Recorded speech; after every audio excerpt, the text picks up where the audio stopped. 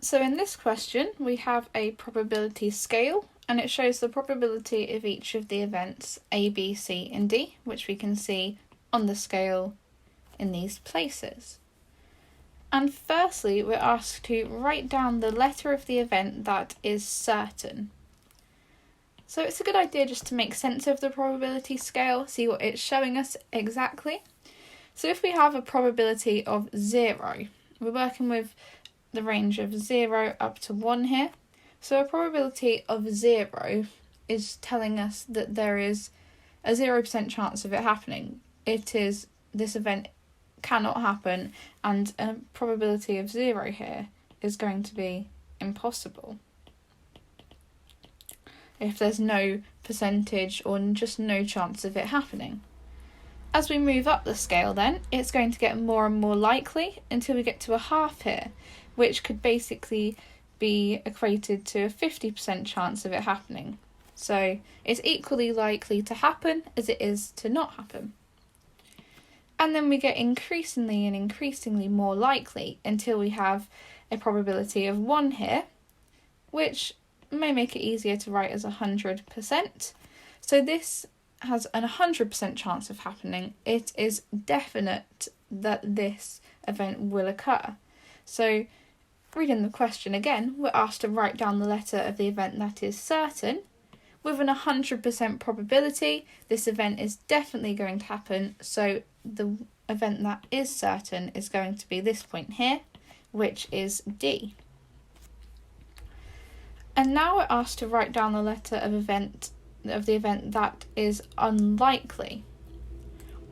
So in this case, we're not going to be working with A here, as A is going to be impossible. There's a probability of 0. We have the 50% here, and would assume that an unlikely event is going to be less than 50% likely, because anything above 50% is more likely to happen than it is to not happen. So in between the 0 and a half here, we're going to have point B, which does sound about right to be unlikely because it's not impossible, it's not at the 0, but it's less than this 50%, so it's more likely to not happen than it is to happen. So for this one, I'm going to go for option B.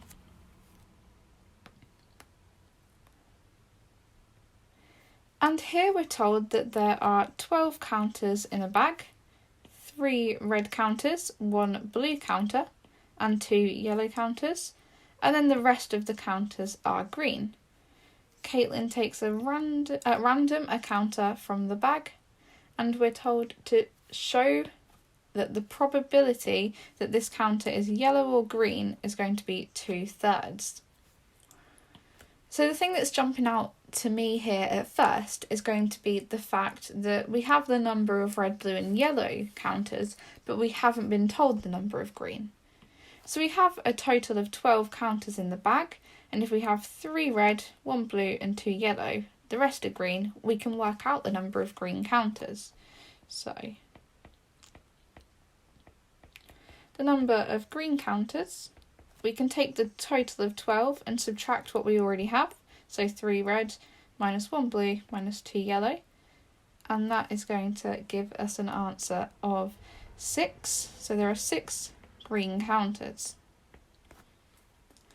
And now we're asked to show the probability that this counter, this one random counter that she picked out of the bag of 12 counters, is either yellow or green.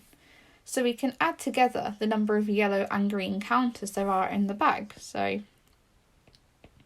if we do yellow plus green, we have 2 yellow counters, and we've just worked out there are 6 green counters. So there's going to be 8 yellow and green ones in total. And then the probability of choosing one of these yellow or green counters is going to be this value of 8, and it's going to be out of the total number of counters in the bag, which in this case is 12.